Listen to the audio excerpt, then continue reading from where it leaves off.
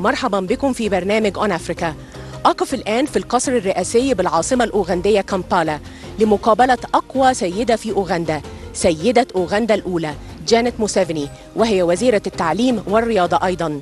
وسيدور الحديث حول سبل دعم العلاقات والتعاون بين مصر وأوغندا وجهودها المبذولة لتحقيق التنمية والتحديات التي تواجهها والحلول المطروحة. مرة أخرى أهلا ومرحبا بكم في برنامج أون أفريكا.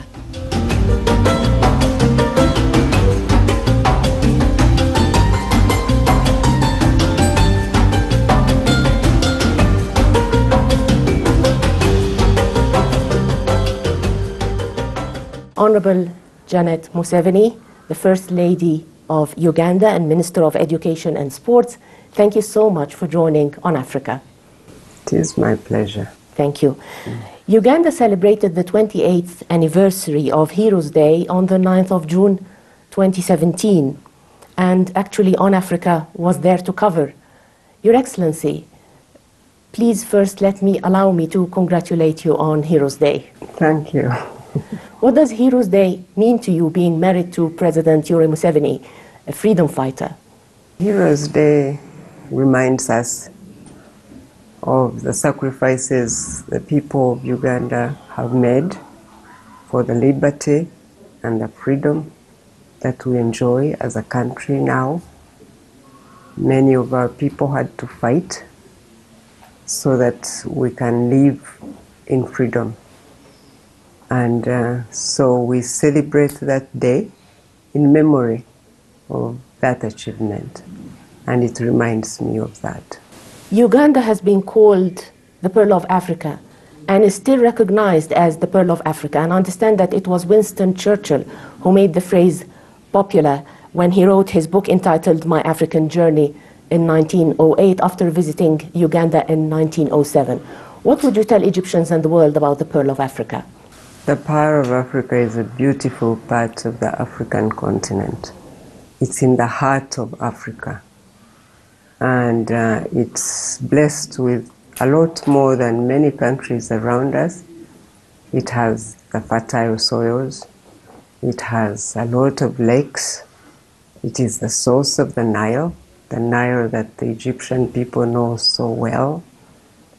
And it's a beautiful country. We have 2 seasons of rain every year. We can grow food twice in a year.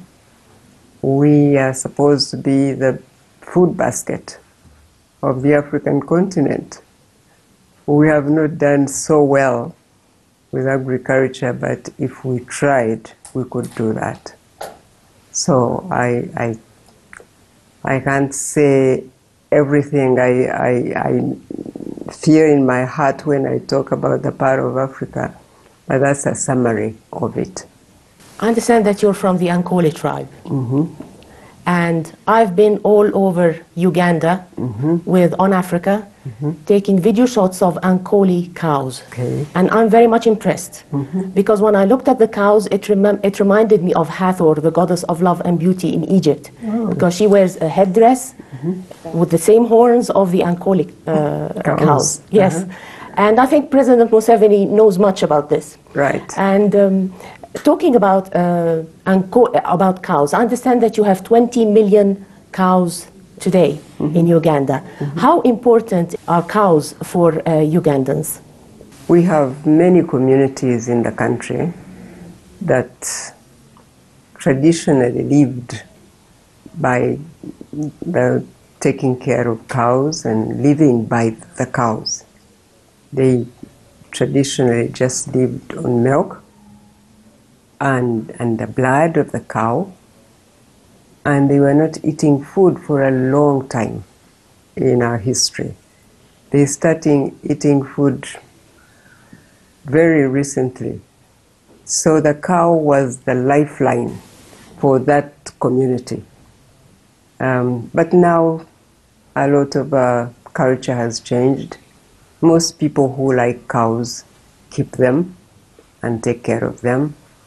But there is a component of our society that still keep the Ankole cow because it's their traditional cow and they value them and they love them. And my husband comes from such a family.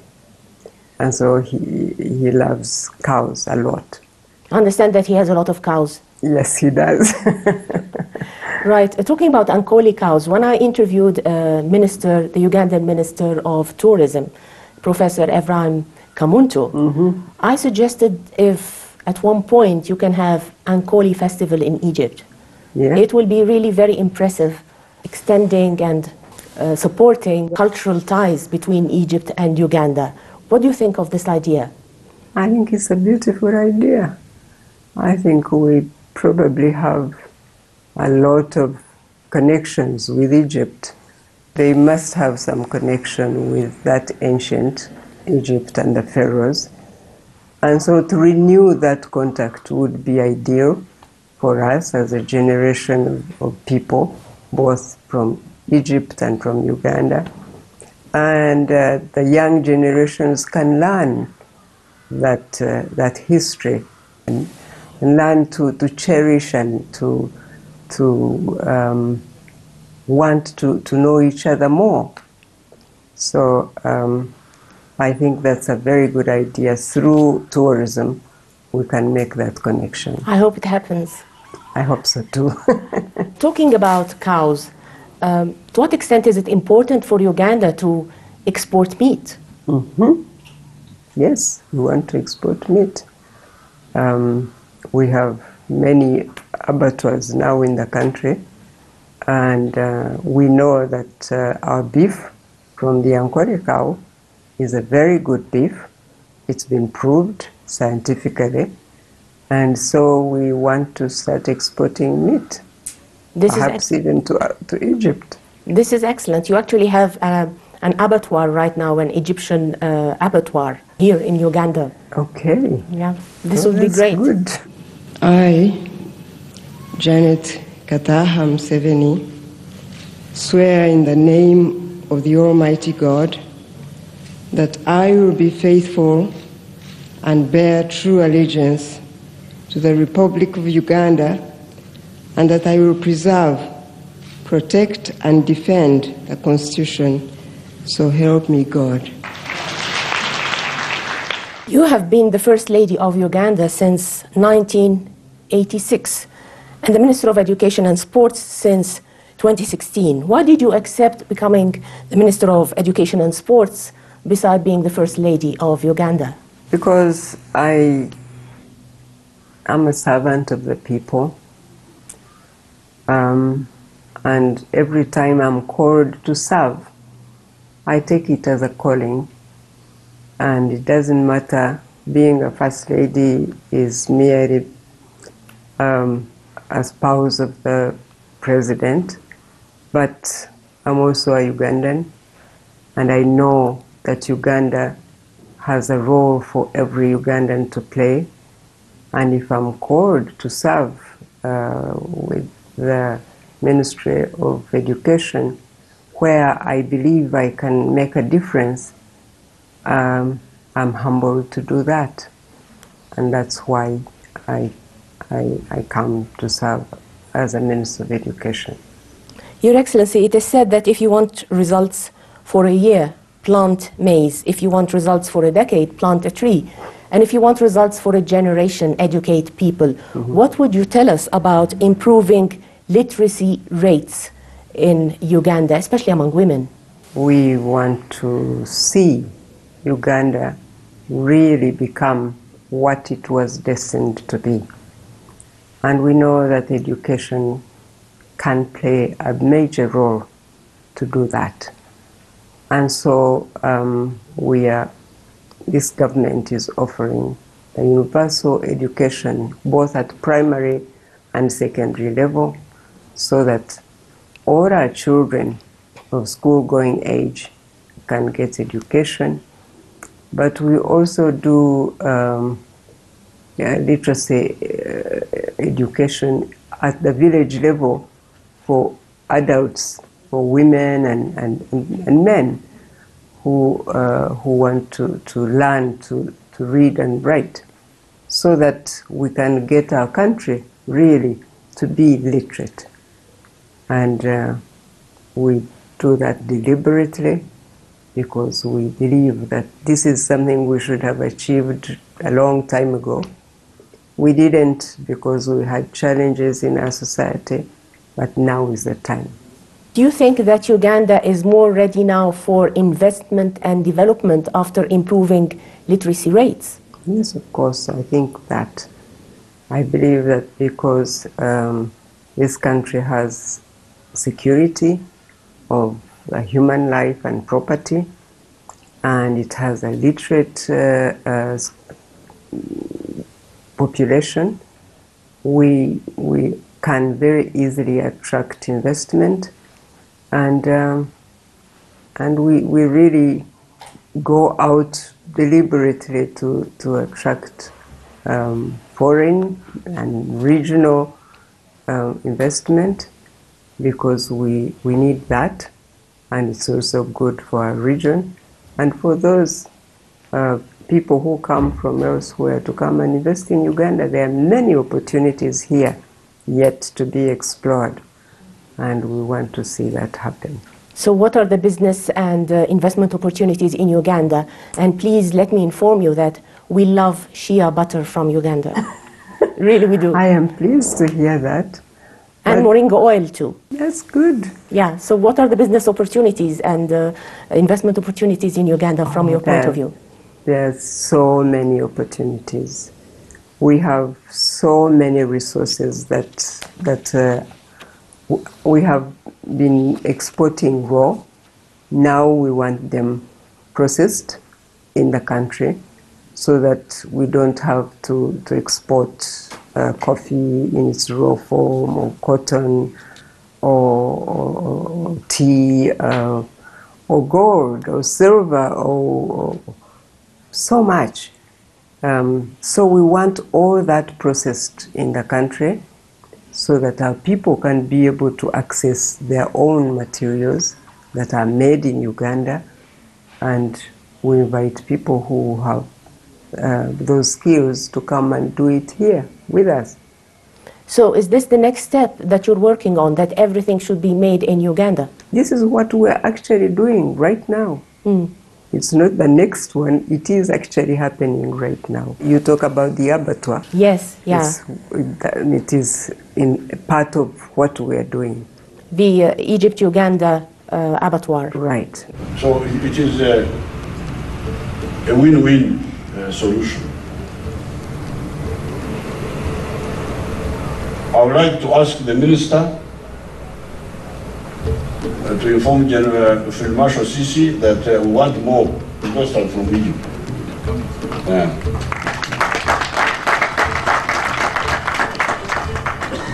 All this road from Gambara to Luero, I want it to be factory.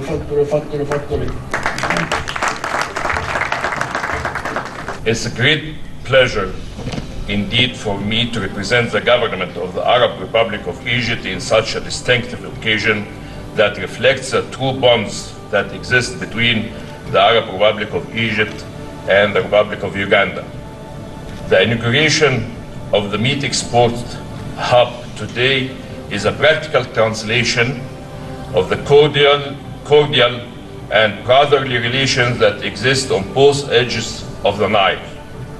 topped by the relations that exist between His Excellency President Abdel Fattah al-Sisi and His Excellency President Yoweri Museveni. After more than 4 years of planning, implementation, and hard work in this project, now we have the biggest export meat hub in East Africa and the region. What are the guarantees and incentives that Uganda is offering to investors, foreign investors? Now I'm going to invite you to go to the Investment Authority to hear about all the incentives and all the opportunities for investment and for business, because we have packages that are already prepared for investors. But I really would like you to go to the Investment Authority, where you will get all of them, because they're there and there is more information and they're more knowledgeable to talk about that area than myself. We will. Now, cooperation between Uganda and Egypt has mostly been between governments, government to government, and has focused on capacity building. In the area of education, for instance, I think you've been working with different universities, Alexandria University, Cairo University, and Al-Azhar University. What more cooperation is expected in the near future? Yes, we have been actually accessing some scholarships from Egypt, and we value that and we're grateful for that. But now we want to go an extra mile and do skills development, and we think we have so much to learn from the Egyptian people. I have talked to your ambassador about that. I think you have a very rich experience in Egypt, so we would like to get instructors for skills which can be about processing any of all those things I talked about. I know that you have skills that do real estate, for instance. You are known for the ancient pyramids that you built such long time ago, and they have been there, and those are skills that you have, that you had before anybody could imagine that possible. We want to process our gold, we want to process our silver, we want to, and I know that you have those skills in Egypt and many more, and road construction, for instance, and we want to build a railway, and so we want instructors who will instruct our young people in our universities to be able to do that work, that kind of work. And we want to partner with Egypt, where they have the skills. We would like to learn from them, and whatever we have that they admire, they're welcome to come here and learn from us. That's what cooperation is about. I was told that you like gold and silver handicrafts from Egypt. To what extent is this true? I admire what I see.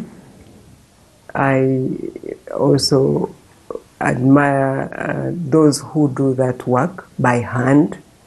That's why I want to see our children do what the Egyptians do. And recently there was a program on CNN about your jewelry, and I think some of it is ancient, really. But we need to learn to do that, because we have the gold right here, and we sell it raw, in its raw form, and we have silver, but we want to now process it. That's why I admire what Egyptians do. Thank you so much. Karamoja is a region in Uganda. You were Minister for Karamoja Affairs from 2011 to 2016, and you were focused on having people produce their own food. What would you tell us about your experience in Karamoja, and how can it be replicated? Karamoja is a beautiful place, and it has vast land. It has a small population with a big land area. And when it's green, it really looks ready for agriculture. So I would like us to partner with people who can come and process our food. Indeed, I was encouraging the Karamojong to grow their own food. But if we can have investors who would come and process that food, we would sell that food in the region. There are many people neighboring Karamoja. Kenya is just across the border, and Sudan is across our northern border. And so we could process the food and sell it to that region. So we could do that with the Egyptian investors if they're there. This is excellent. And in terms of cattle breeding, I think Karamoja is very much known for this too. That's right. The Karamojong have a different breed of cow. Not Ankole. Not Ankole. Their cow is called Zebu cow.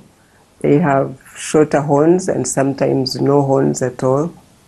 But they are cows, yes, and they are a traditional cattle keepers. They have lived by the cow all their lives. They still do, many of their families.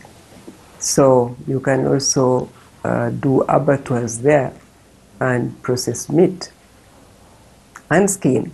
You know, Your Excellency, you have a problem in Egypt because with the cows, etc., with the meat, etc., of the cows, because your cows, they walk for a very long distance to Sudan before they reach Egypt, and by the time they reach Sudan, they have developed muscles. Muscles. Yes, and when you eat cows with muscles, it's not really tender. That's why they don't have to walk. Yes. We have abattoirs, so they do the meat right there in Karamoja. The cows don't have to walk through Sudan to Egypt. I was told 4,000 kilometers, which is a long distance. Yes, of course, but that's why we have abattoirs, so that we export meat. We don't take walking cows to grow muscles. Again, what would you tell us about your experience in Karamoja? Was this a difficult experience? Because I understand that you were selected by President Yoweri Museveni to become the Minister for Karamoja Affairs. Was it a difficult experience? Is it true that it was difficult to find a Minister for Karamoja Affairs and that's why he selected you? Yes, it was, because Karamoja was a very difficult area for a long time. And it was isolated, and it is a long distance from, the capital. But it was not a difficult experience for me.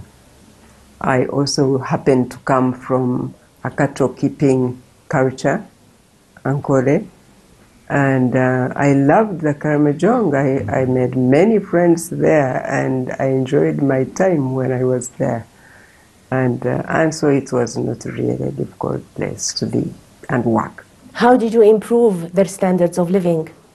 I know the people. I understand their needs. I care to discuss their challenges with them, and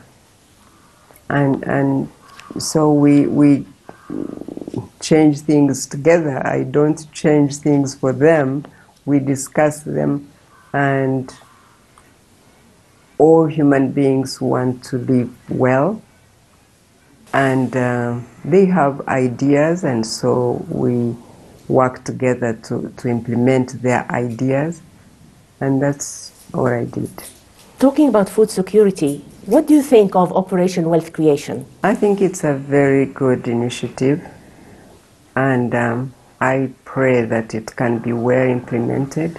If it is well implemented, it can change a lot in our communities. So the challenge is how we do it. And I hope that we will do it as we ought. Then it will make an impact in our rural communities. How can Egypt and Uganda cooperate in the area of agriculture, which is still the future of Uganda? That's what I just said about Karamoja. The cooperation is because we want, our government encourages our people to do the work that they can do, like growing food. And our partners who come from elsewhere come and we encourage them to do the processing of our food so that we can export food. So that's what we can do with Egyptians. If they are willing to come and hold hands with us, they can do the processing and we do the growing of food, and it's a win-win situation.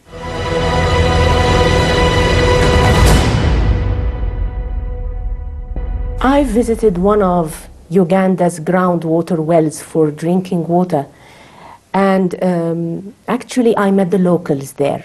And this groundwater well was built by Egyptians.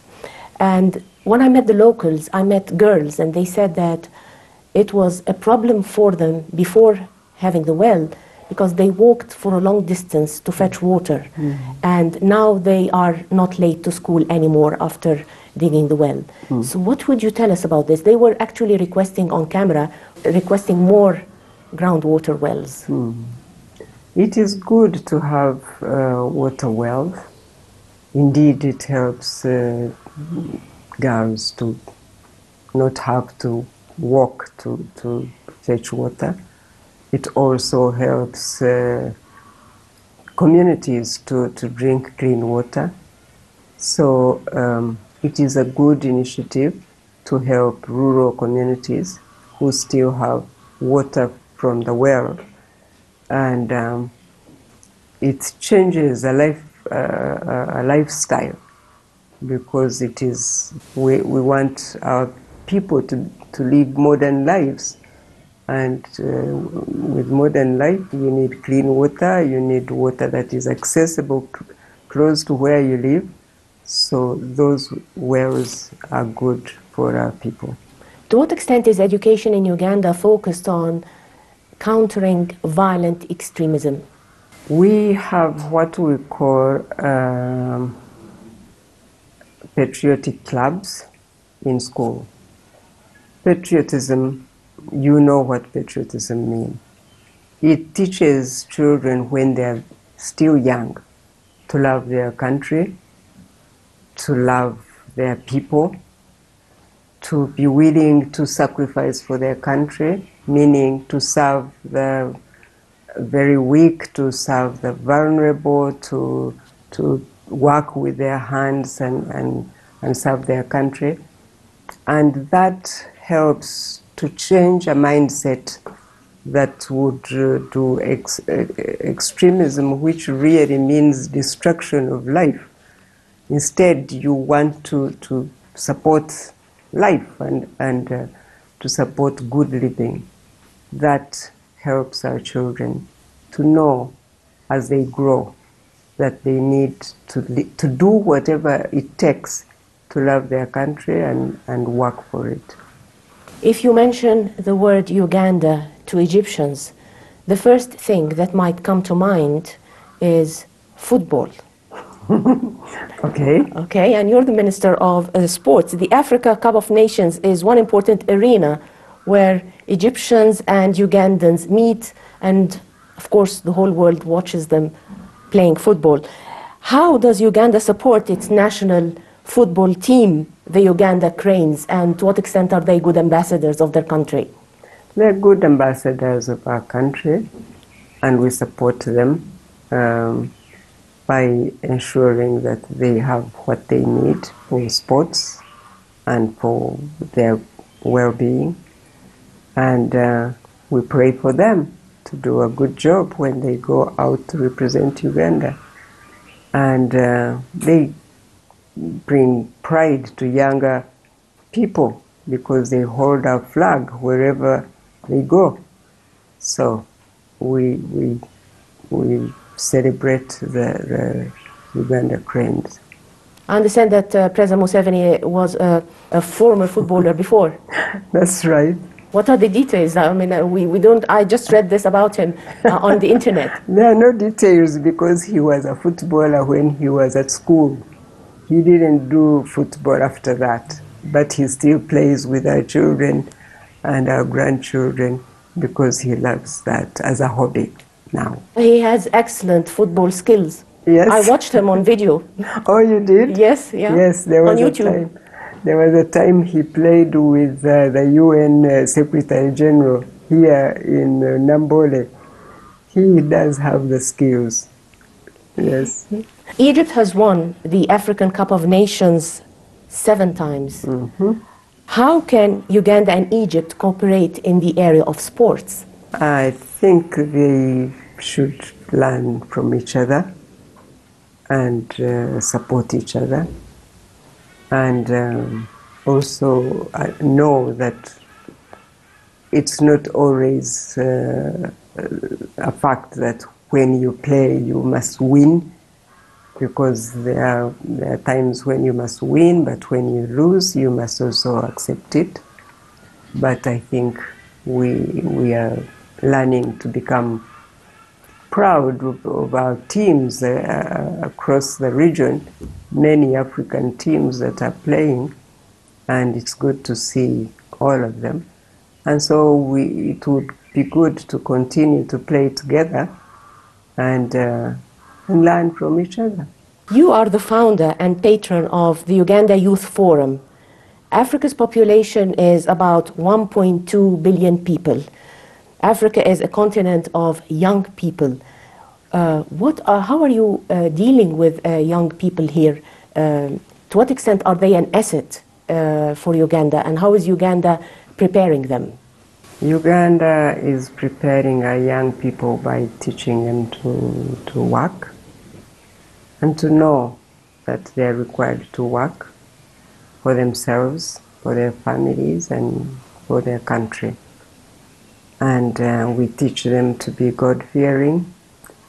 We teach them to practice, to protect themselves from catching diseases that can destroy their lives at an early age. We want them to live disciplined lives, and that's what the Uganda Youth Forum actually does a lot, because young people sometimes in these times they don't get places where they can go and ask questions and get answers, because their parents are busy people and the old people are living very far away from them, and the culture has changed a lot. So sometimes you find young people don't get places where they can go and learn how to live decent lives and to be disciplined people. So the Uganda Youth Forum makes itself available to help the young people to really learn what to do, to live, so that they don't just live as trees, so that they can fulfill their destiny in life. I've been talking to Ugandans, to young people in Uganda, and I asked them, what would you like me to ask the First Lady of Uganda? And they said, creating jobs and being better paid. What do you think of this? I know that many of our young people need jobs. I know that we have a challenge with job creation. And that's why I'm talking about skills development. Because many go to university, they're qualified, they come out, and they can't be employed. So we think that they now need technical skills which can make them employ themselves and create employment for others. That's what we are now doing in the Ministry of Education. We really want to put emphasis on skills development so that our young people can go an extra mile by training themselves to work with their own hands so that they can employ themselves and create employment for others instead of going out to look for work. Your Excellency, you went into exile in 1971 and you got married to Mr. Yoweri Museveni in 1973 in exile in Tanzania. What would you tell young Africans about your experience and about leadership? I tell them, I do actually tell them that was a time that taught us about leadership and what it really means in its essence. It means sacrifice. It means being willing to serve others and not yourself first. And that's what we learned at that very early age. We were young and we were not living in our own country because Uganda had problems at that time. You lived even in Sweden too? Yes, we lived in Tanzania, we lived in Kenya, and we lived in Sweden. When we went to Sweden, my husband was not even living with us. I was with the children alone. But that is an experience that really made our foundation of knowing that we are called to serve. If we want a nation to be in peace and to live well, we shouldn't expect others to do that. We should be willing to do that ourselves. And that's why we have not stopped working and making ourselves available always to serve our country so that Uganda can be a much better place than it was when we were younger. What are the objectives of the Uganda Women's Effort to Save Orphans, USO, which you founded in 1986, and how was it shaped by your experience as a refugee? The Uganda Women's Effort to Save Orphans was founded precisely to do what it's called, to save orphans, because we had many orphans at that time who were coming back after a war time, and many families had been separated, and there were many children living in what they called reception centers with no support, no help. And so I founded that organization with other women of Uganda so that we can take care of those children who had lost their parents. And we were fortunate to be alive, and I thought that to show gratitude to God that we didn't die, we were supposed to do something for somebody else. And so we founded that organization to take care of those children, and we did. And it's still there, it's still working with vulnerable children, sometimes orphans, sometimes street children, sometimes any of the children who are living in difficult circumstances. Egypt celebrates Orphans' Day every year, and to my understanding, the Egyptian embassy in Uganda celebrated Orphans' Day in March 2017. How can Egypt and Uganda cooperate in this area? By doing just that. Will you at one point do Orphans' Day, or what expectations, how can Egypt help support USO? By working with us to support those children. But you see, my belief essentially is that we need to help the orphans so that they are not always orphans. And I would like to see a Uganda in future that doesn't have those vulnerable children. We always used to say that USO will be a temporary organization because we will take care of the children who are in difficult circumstances, and we will finish that so that the children won't always be in difficult circumstances. But unfortunately, they are there. There are still children in difficult circumstances. There are still children losing their parents, and others living very badly. And so we find ourselves having to work with them, continuously. But it is our hope and prayer that all children can really be empowered to live normal lives, and that families can be lifted up so that we create a nation and a world where children don't have to live always in difficult circumstances. You became involved in the HIV and AIDS campaigns in Uganda in the 1990s. How successful were efforts to end the AIDS epidemic in Uganda? We have not ended it yet, unfortunately, but we fight against HIV and AIDS. We educate our people, our population, to protect themselves, because we know that people can actually protect themselves from catching HIV and AIDS and live without it. But some people live reckless lives and they catch HIV and AIDS. And so we still work against that. But recently I was working with women to try to protect mothers from transferring HIV and AIDS to their newborn babies. And we did a very good job with that, because we got a big reduction. So many babies are now being born free of HIV and AIDS.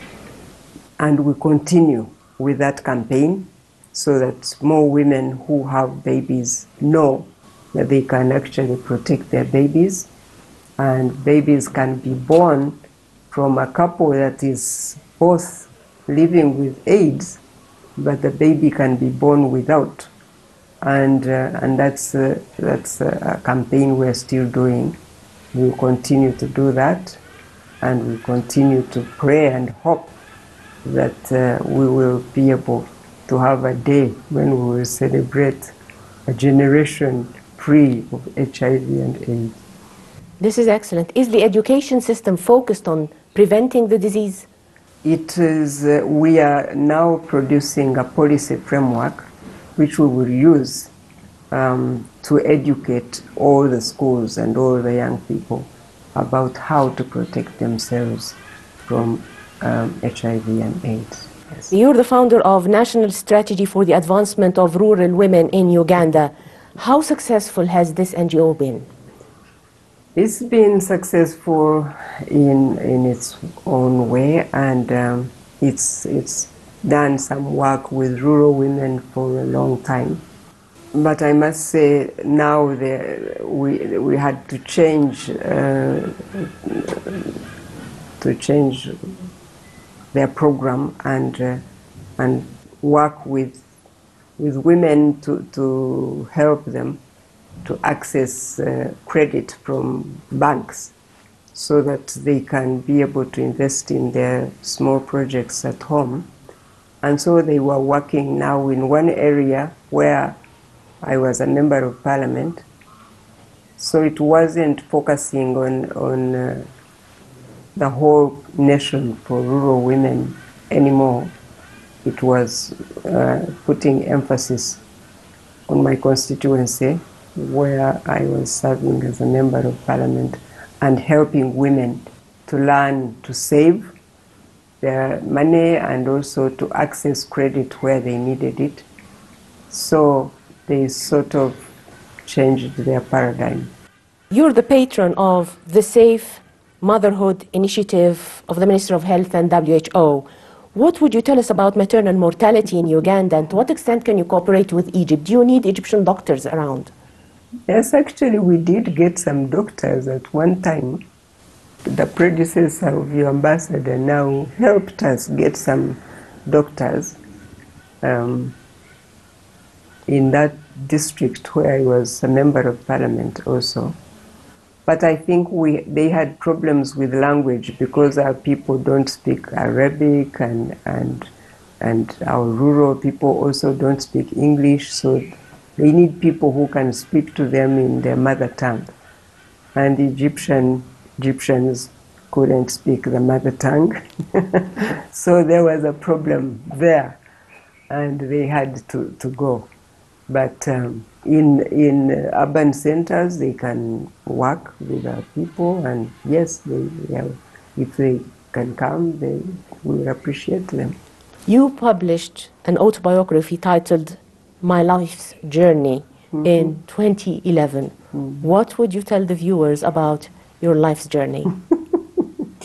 I would encourage the people to read my book, because my book tells that story.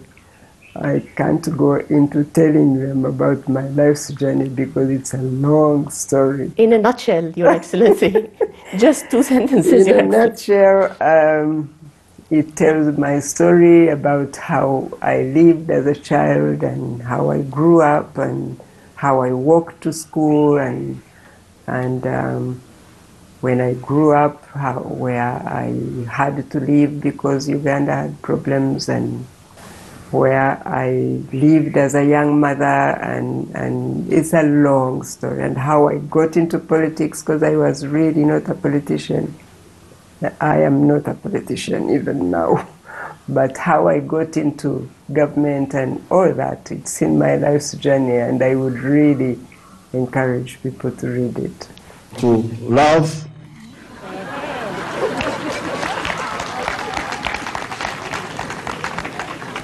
and comradeship.